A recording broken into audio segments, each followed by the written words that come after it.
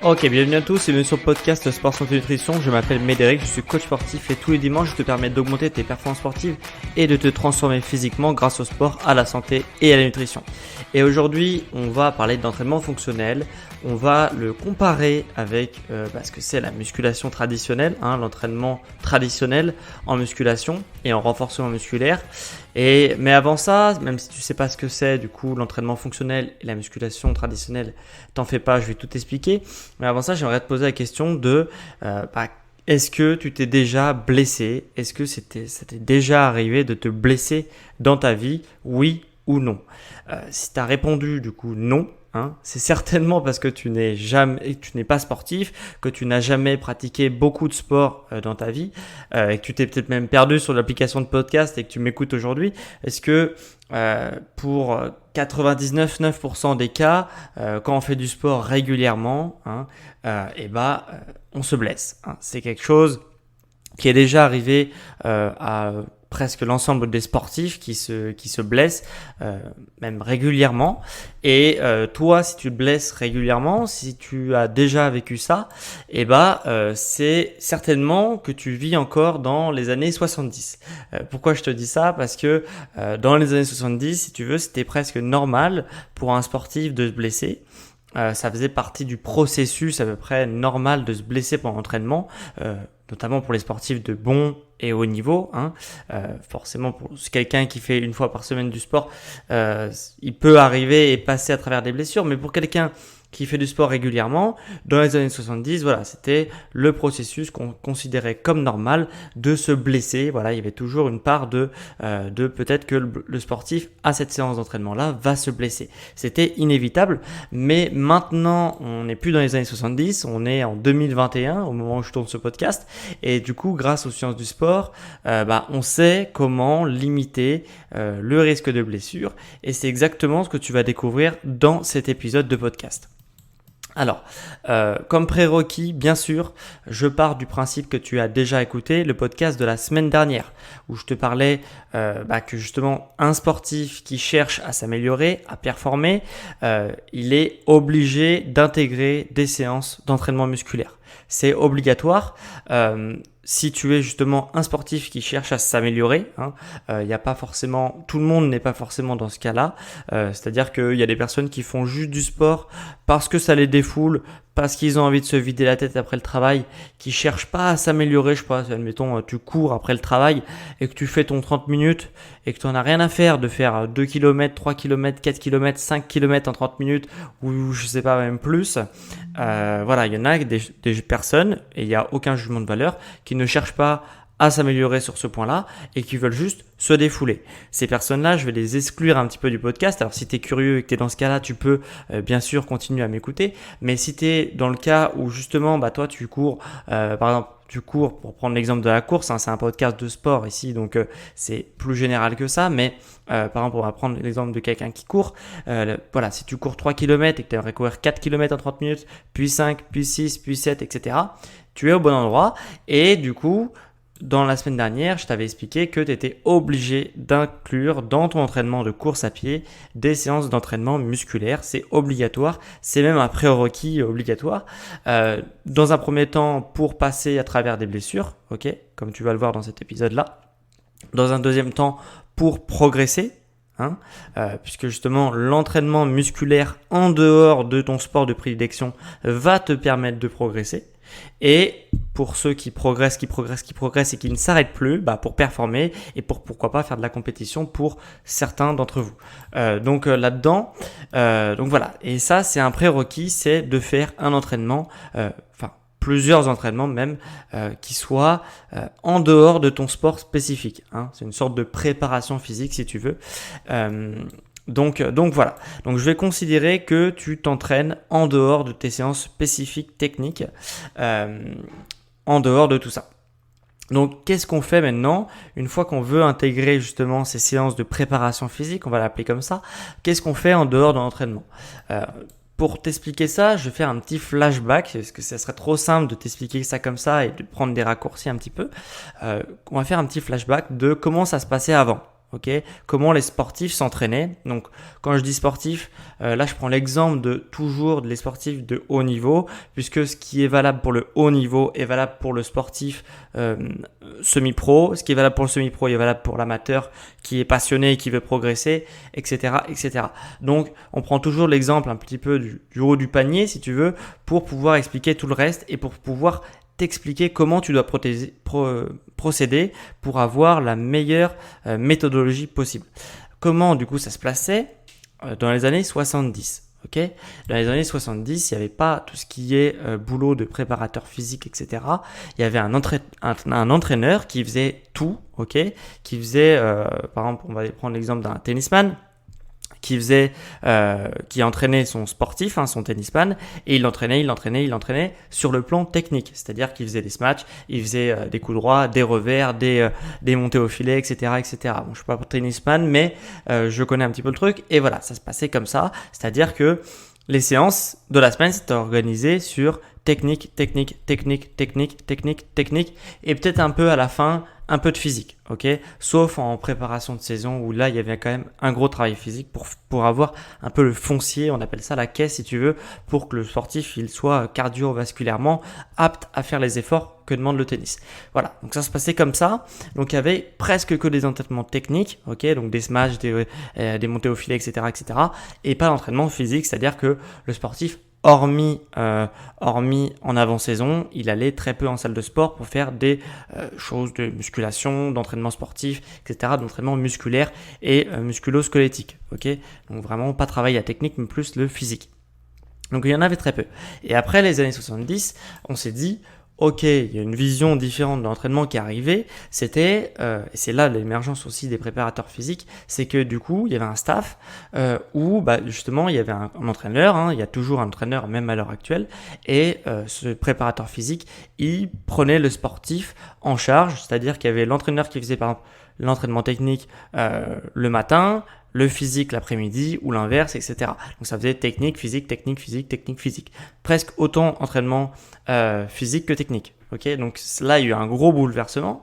Après on peut travailler, je te rassure, les sportifs récupèrent très très bien si on travaille de façon équilibrée et raisonnée. Ok, on peut récupérer 2 entraînements par jour, c'est ce que font les sportifs de haut niveau, mais il y a pas mal de choses à mettre en place. J'en ai parlé pas mal dans mes podcasts pour t'amener aussi sur ça si tu en as envie, justement de récupérer plus vite. Voilà, je fouine un petit peu dans mes podcasts et tu sauras comment justement récupérer même de 2 séances par jour. C'est possible. Donc ça, c'est après les années 70. Du coup, il y a eu l'émergence des préparateurs physiques. Forcément, les résultats étaient bien meilleurs qu'avant les années 70.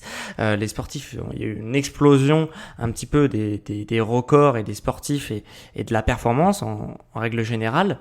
Et d'ailleurs, au JO, il n'y a jamais eu autant de records qui sont tombés que dans ces années-là. Et du coup, voilà, parce que on s'est rendu compte que la préparation physique, ça faisait progresser plus le sportif que de lui mettre que des entraînements spécifiques techniques, ok, donc pour l'image du tennisman, que de faire que des coups droits, que des revers, que des smash, ça te faisait pas progresser autant que d'alterner. Un coup tu fais du technique et un coup tu fais du physique. Ça te donne de bien meilleurs résultats. C'est pour ça que je te dis de toi aussi faire ça si tu veux progresser, puisque c'est ce qui va te donner le meilleur résultat. Encore une fois, si ça marche pour le haut niveau, ça marche également pour toi. Mais le constat, c'est que ok, les sportifs étaient beaucoup mieux entraînés, ok, ils étaient beaucoup plus performants surtout, mais les athlètes se blessaient beaucoup plus souvent. Ok, ça c'est une réalité, c'est-à-dire que ils étaient certes beaucoup plus forts, beaucoup plus performants, mais beaucoup plus fragiles également, et on comprenait pas trop pourquoi ça arrivait. Mais c'est vrai que le travail physique fait que tu te blesses beaucoup plus souvent. Alors ça c'est quand même assez dramatique et je vais t'expliquer pourquoi. Parce que en fait, si tu veux, donc le travail physique ça se faisait, ça se fait toujours d'ailleurs en salle de sport. Et ce qu'il y a, c'est que tous les exercices un petit peu de musculation traditionnelle, type bodybuilding, que du coup tu adaptes pour un sportif qui a envie de faire de la performance. Tu vas pas faire du bodybuilding et un sportif, ça n'aurait aucun intérêt. Et du coup, mais tu fais quand même les mêmes mouvements, grosso modo. Donc tout ce qui est développé couché, du squat, du rowing, du leg curl, etc. Tous ces exercices-là sont certes très bien pour, par exemple, augmenter la puissance, augmenter la résistance de quelqu'un, d'un sportif, etc. Ou même de transformer un physique. Si le sportif il a besoin de perdre du poids, prendre du muscle, etc. Mais en aucun cas, ça diminue le risque de blessure. Et pire que ça augmente son risque de blessure de faire tous ces exercices-là. Ok ? Pourquoi ? Je vais te prendre l'exemple d'un boxeur. Ok ? Mettons maintenant tu es boxeur, tu te dis je vais faire du développé couché. Pourquoi tu te dirais ça si tu connais un petit peu la biomécanique et la science du sport, tu sais que les muscles qui permettent de frapper, donc pour un boxeur c'est très utile de pouvoir frapper quand même, donc de frapper avec les poings, un peu avec les pieds, c'est les pectoraux, les épaules et les triceps. C'est grosso modo ces muscles-là qui permettent de frapper quelqu'un. Ok, donc quand tu sais ça, tu te dis je vais faire du développé couché, puisque le développé couché muscle les pectoraux, les épaules et les triceps. Ok, donc jusque là logique. Tu veux frapper plus fort, tu entraînes les muscles qui permettent de frapper plus fort, c'est-à-dire les muscles du développé couché. Ok, puisque le développé couché lui-même reproduit un petit peu le mouvement de frapper une personne, même si tu pousses une barre. Voilà, on pousse un petit peu comme si on frappait quelqu'un. Bref, donc tu es boxeur et tu fais du développé couché, du coup pour augmenter ta puissance de frappe. Donc là, juste là, pas de problème. Mais du coup, tous les muscles qui permettent de frapper, la question c'est que est-ce que si tu fais du développé couché pour augmenter ta puissance de frappe, est-ce que c'est la même chose que de frapper quelqu'un ? Voilà. Est-ce que le développé couché, bien qu'il reproduise un petit peu le mouvement de la frappe, est-ce que c'est la même chose ? Non, ce n'est pas la même chose de faire du développé couché que de frapper quelqu'un. Donc le boxeur, quand il va se retrouver dans un combat, il se peut qu'à chaque frappe, il soit trop puissant pour ce qu'il est capable de faire. Puisque on n'est pas dans ce qu'il a appris, si tu veux, à la salle, sur le développé couché, etc., il va être beaucoup trop fort pour la réalité du terrain. Puisque déjà, il y a quand même un truc qui est évident, c'est qu'on frappe quelqu'un, alors quand tu fais du développé couché, donc c'est le mouvement où on est allongé et on pousse une barre un petit peu au niveau des pectoraux, tout simplement. C'est le même mouvement entre guillemets au niveau un petit peu biomécanique, mais par contre déjà à l'arrivée quand tu frappes quelqu'un il y a un impact, ok, donc tu vas heurter un torse, un visage, etc. Et en plus de ça, des fois tu vas viser, si tu veux, la tête, des fois tu vas viser les oreilles, des fois tu vas viser le menton, des fois tu vas viser le torse, des fois tu vas viser le ventre, etc., Alors que dans un développé couché, tu pousses que sur un angle, ok ? T'es fort que sur un angle. Tout le reste des angles, si tu veux, tu peux pousser. Donc, au développé couché, on pousse à la verticale, mais des fois, tu pourrais faire. Tu fais pas quand tu frappes quelqu'un, tu fais pas un mouvement vertical. Des fois, tu fais un mouvement qui est un peu vers le haut si tu veux atteindre la tête, ou un peu vers le bas si tu veux atteindre le ventre, etc. Et du coup, certes, tu peux changer un petit peu tes angles de développé couché, tu me diras, mais voilà, les angles ils sont infinis. On peut pas travailler une infinité d'angles en salle de sport, et du coup, forcément, le boxeur va être amené à frapper sur des angles qu'il n'a jamais travaillé, ok, au niveau physique. Donc, il va être trop fort pour ce qu'il est capable de faire et ce qui va amener justement sur la blessure, puisque les angles qui vont être travaillés, son corps va pouvoir se le permettre. Si tu veux, il aura la puissance pour frapper fort dans des angles où il n'aura pas travaillé, mais du coup, il va être instable et du coup, il va se blesser. C'est aussi simple que ça. Et en plus de ça, hormis les angles de travail, comme je t'ai expliqué, qui sont déjà un problème, dans une frappe, ok, dans une frappe en boxe, c'est complètement différent que le développé couché. Pour une autre raison, c'est que déjà en développé couché, la charge elle est bien répartie de chaque côté. On a les talons bien au sol, avec le dos plaqué sur le dossier, etc. Donc le boxeur, s'il fait du développé couché pour justement s'entraîner à être plus fort après en combat, ses muscles vont grossir, il va être plus puissant, ok, il va pouvoir frapper beaucoup plus fort, mais c'est dans certaines conditions qu'il va être beaucoup plus fort, donc dans les conditions du développé couché, ok, avec une barre qui est bien répartie de chaque côté, avec les talons au sol, le dos plaqué au dossier, etc., etc. Et du coup, en conditions d'entraînement, il va être trop en conditions d'entraînement, des fois il va être un petit peu déséquilibré, il va frapper en étant déséquilibré, en étant dans un appui instable, etc. Enfin voilà, en conditions de stress, etc., etc. Et du coup, il va justement pas être, il va être trop fort pour les conditions du réel, et c'est pour ça encore une fois qu'il va se blesser également. Donc c'est pour ça que je te disais que justement cette vision un petit peu de l'entraînement sportif, même toi à ton niveau, c'est à chaque fois il faut faire la métaphore sur toi à ton niveau, c'est tout ce que je dis est applicable également même si tu n'es pas sportif de haut niveau. Ok, toi à ton niveau, si tu t'entraînes comme ça pour progresser dans ton sport, je sais pas si tu fais du tennis, de la boxe, de la course à pied ou n'importe quel sport, du triathlon, je sais pas ce qu'il peut avoir comme sport, mais voilà. N'importe quel sport que tu fais, si tu veux progresser, tu dois passer par un entraînement justement qui va être musculaire, un petit peu comme je t'expliquais. Sauf que si tu fais ce type d'entraînement-là, donc en salle de sport normale, tu vois, avec des conditions vraiment idéales, sur des machines, encore qui plus est, ça augmente encore plus le risque de blessure parce que là, tu es encore plus assisté et ça ne reproduit encore moins ce qui se passe dans la réalité, si tu veux. Donc voilà, ça va augmenter les risques de blessure puisque voilà, pour tous les arguments que je t'ai donnés, le fait de ne pas être en condition du réel et de ton sport. Voilà, donc, tu deviens plus fort, mais tu deviens aussi plus faible d'une certaine façon parce que tu vas te blesser beaucoup plus facilement. Donc à la place, depuis 2010, c'est vraiment l'émergence. Il y a eu quoi ? Il y a eu un autre type d'approche qui a été démocratisé, puisque ça vient des États-Unis, ce type d'entraînement, le CrossFit. Ok, le CrossFit, c'est une marque. C'est pas vraiment un sport, c'est plus une marque. Mais le CrossFit s'appuie sur des entraînements donc fonctionnels. Ok.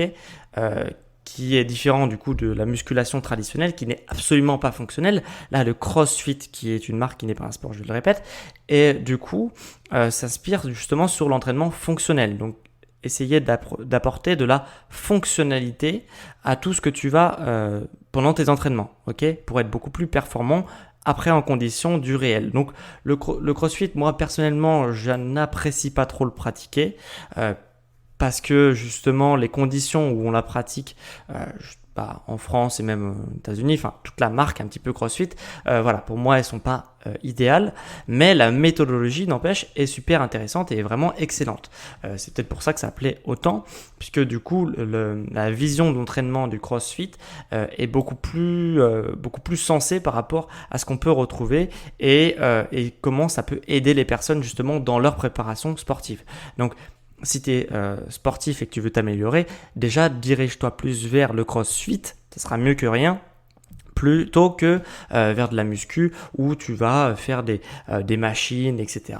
en salle de sport traditionnelle. Donc ça, c'est mon avis, mais voilà, ça sera mieux que rien et ça sera mieux que aussi la musculation traditionnelle. Voilà, c'est pas encore idéal pour plein de raisons, surtout pour les raisons de budget, il n'y a pas d'encadrement nécessaire suffisant dans le CrossFit, mais ça c'est un autre débat, mais n'empêche que l'approche est intéressante. Après, si tu connais un petit peu, tu peux aussi faire du cross-training, donc c'est l'entraînement fonctionnel, grosso modo, où tu peux le faire seul ou avec quelqu'un qui s'y connaît, et dans ces cas-là, ça sera beaucoup mieux, tu pourras être plus encadré si tu sais ce que tu fais. Voilà, dans ces cas-là, du coup, je vais te donner un petit peu les grandes lignes de l'entraînement fonctionnel, ça va être très difficile de te les résumer en 2-3 minutes, mais je vais quand même essayer. Si tu veux, l'entraînement fonctionnel, ce qui le différencie un petit peu de l'entraînement traditionnel, de la musculation traditionnelle, c'est tout simplement déjà en échauffement, ok ? On va pas échauffer forcément que les muscles, on va aussi échauffer le système neuromusculaire.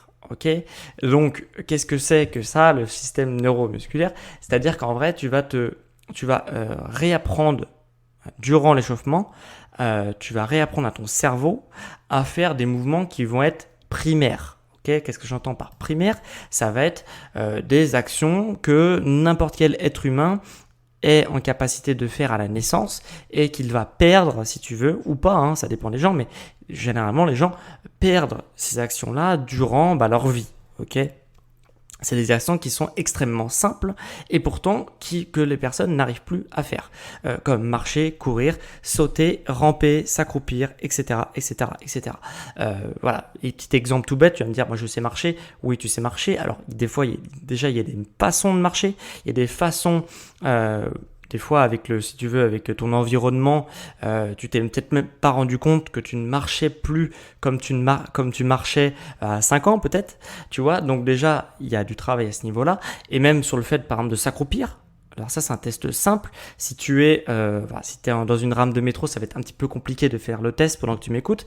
Mais si tu es, je sais pas, dans un environnement un petit peu tranquille, tu peux faire le test du squat asiatique. Ok, le squat asiatique, on fait un squat si tu veux complet de chez complet où on essaye de toucher les fesses des talons. Ok, donc tu te mets en position, tu t'accroupis et tu essayes de toucher avec tes fesses tes talons. Essaye de faire ce mouvement-là et ça c'est un mouvement si tu veux que tu arrivais à faire par exemple à 3 ans, à 4 ans, à 5 ans et que tu n'arrives peut-être plus à le faire maintenant. Et ça, forcément, ça cause des problèmes de mobilité et c'est ce qui cause aussi des problèmes de blessure. Ok, donc ça c'est pour toute la partie échauffement et où on essaye de donner un maximum de mobilité.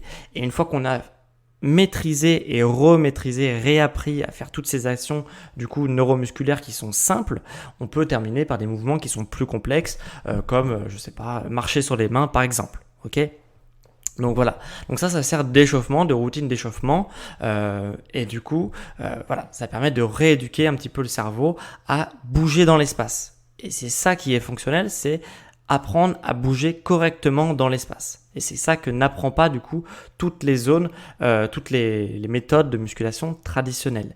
Et avec ces actions-là, on peut déjà progresser sur un plan d'endurance, sur un plan de force, etc. Tout comme la musculation traditionnelle. Hein. C'est deux entraînements qui sont différents, mais qui ont au final les mêmes buts.